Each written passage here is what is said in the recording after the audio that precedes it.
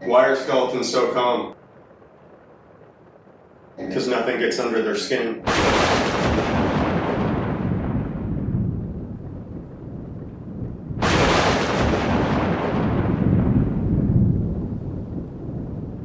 Good evening, I'm Maximum Overdorf, and welcome to another horrifying edition of Schlock.Down.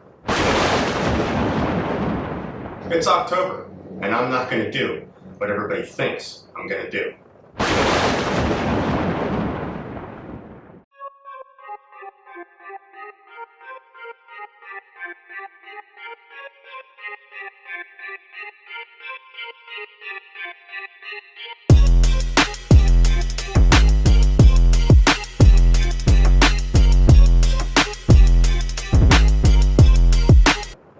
It's really not even that big of a deal.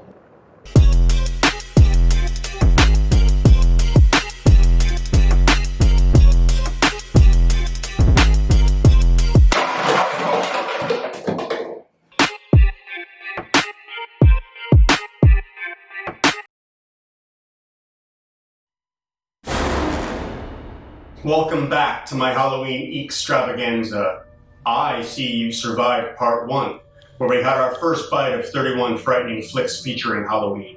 We will continue to feed on these fear-filled films, but first, let's have a look at one of the other horrors I have in store for you.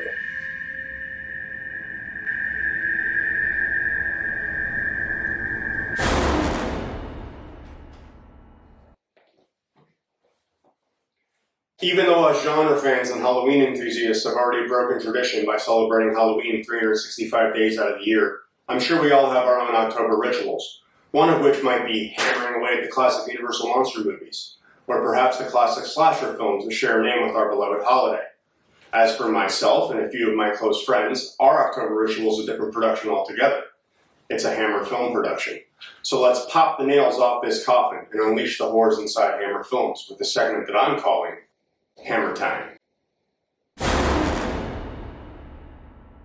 Hammer Film Productions was essentially the British response to the Universal Monster movie, founded in 1934 by William Hines and James Carreras. While no stranger to producing films outside the genre, found their stride with a series of gothic horror films made between the mid-50s and 70s. These films often celebrated the same characters featured in the ones made by Universal Pictures: Frankenstein, the Mummy, the Wolfman, and of course Dracula. But rather than being direct adaptations of the original written word, or even remakes of Universal's films, more liberties were taken with the content to produce original stories. They were sexier, bloodier, and they were mostly in color. Sir Christopher Lee and Peter Cushing were house favorites. They were to Hammer Films what Johnny Depp is to Tim Burton, and they often traded roles: the hero for the villain, the monster for the maker. Fun fact, Christopher Lee has portrayed Dracula a total of 7 times for Hammer Film Productions, 10 times in his whole career, making him not the most recognized Dracula, but certainly the busiest. Doesn't it suck when all your hard work goes unnoticed? Hammer Film Productions usually hosted the same actors in different roles, used the same sets, and were filmed back-to-back to keep costs down and profits up. In spite of their efforts to keep it affordable, they couldn't evade the saturation of the market. They eventually lost funding, and even after attempting to revamp their formula, all productions were deceased by the mid-80s. Hammer Films attempted to rise from the grave in 2000, but was all but a ghost. It wasn't until 2007 when Dutch media tycoon John de Mol bought the brand and brought it back to life. Hammer Film Productions continues to knock out the horror today with a few titles you may even be familiar with. Let Me In, 2010's remake of the Swedish film Let the Right One In. 2012's The Woman in Black, starring Harry Potter's Daniel Radcliffe. And most recently, 2019's The Lodge, starring Riley Keough, Alicia Silverstone, and Richard Armitage. And now you know a little bit about the hair-raising history they have to live up to. Now why don't we head back to our regularly scheduled program.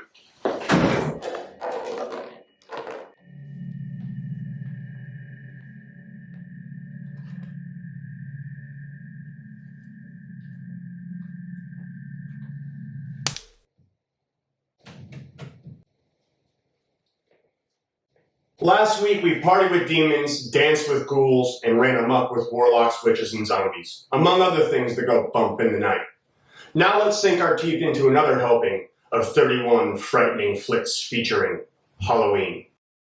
For the following few servings of sinister cinema, I'll be handing the floor over to somebody more qualified to make the cuts. He's smart, he's good looking, and ladies, he has a PhD. It's not even Halloween and I'm already dressed as the man of your dreams.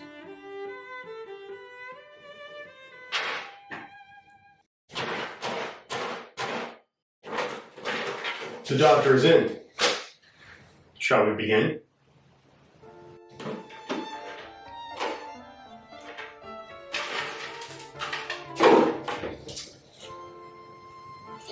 I'd be positive there's some movies in here. Number 9, Once Bitten.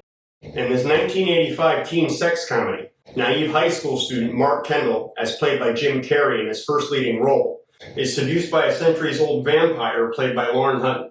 The Countess, while immortal, must drink the blood of a virgin 3 times by Halloween each year to maintain her immortality and youthful beauty.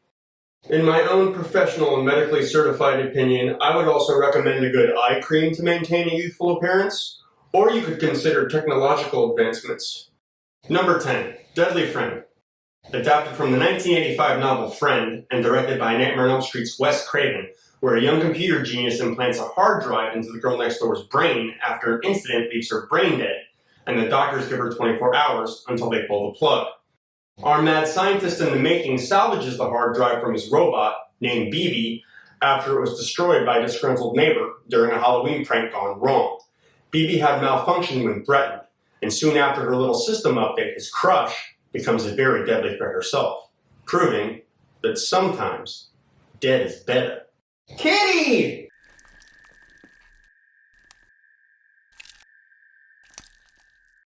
Number 11, Pet Sematary 2. In this 1992 sequel to the adaptation of Stephen King's book, Jeff Matthews, played by Edward Furlong, upon the death of his mother, moves back to his hometown with his veterinarian father, where he learns of an Indian burial ground that can bring the dead back to life. But not without warning.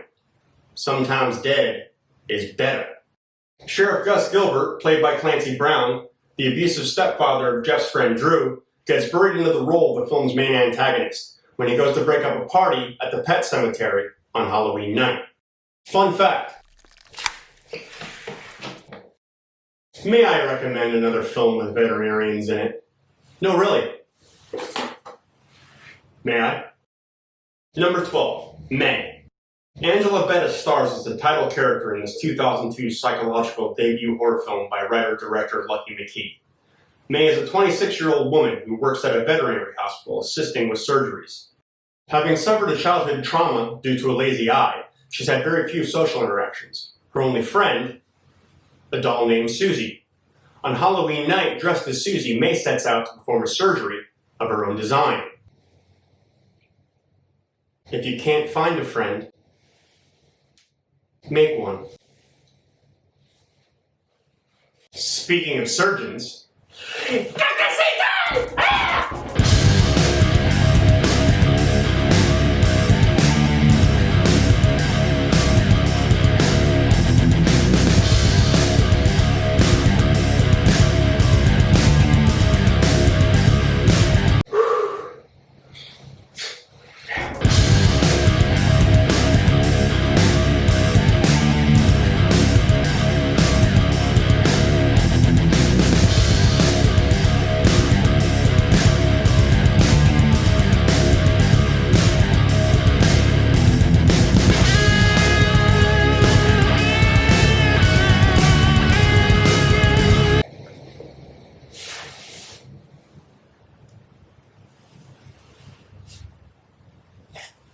There. All better. Oh, hey. I just wanted to take a moment to assure the producers of Schlock.Down that no skeletons were harmed in the making of this episode.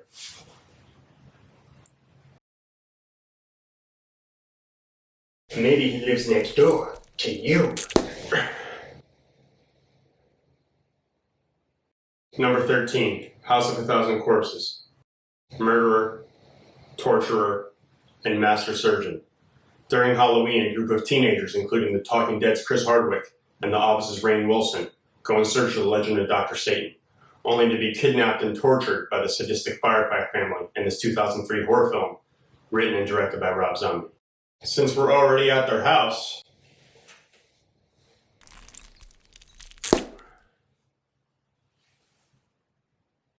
Number 14, Three from Hell. After surviving beyond critical injuries received at the end of The Devil's Rejects and spending a decade in prison, the remaining members of the Firefly family, accompanied by their half-brother Foxy, flee for Mexico in Zombie's latest installment.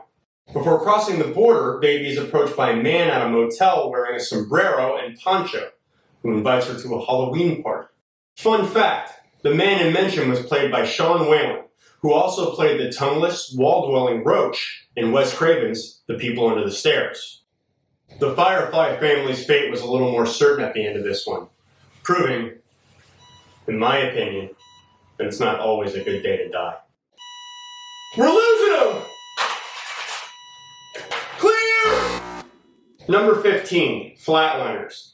In this 1990 psychological horror film by the Lost Boys director Joel Schumacher, 5 medical students played by Kiefer Sutherland, Julia Roberts, William Baldwin, Oliver Platt, and Kevin Bacon experiment with near-death experiences, thus opening the door for the ghosts of their past to come back and haunt them. When David, played by Bacon, attempts 220, that's flatline for 2 minutes and 20 seconds, Randy, played by Platt, says that it's Halloween and a full moon, just like Halloween 2020. Well, sounds like we've drained 31 frightening flicks featuring Halloween of enough blood this evening. It's almost dawn, so I should be getting to my coffin. Come back next week for part 3 of my Halloween EEK Xtravaganza. If you're still hungry.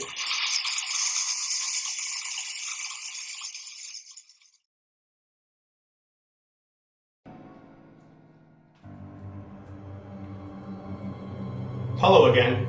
I have part 3 of my Halloween EEK Xtravaganza right here. Do you want to see it?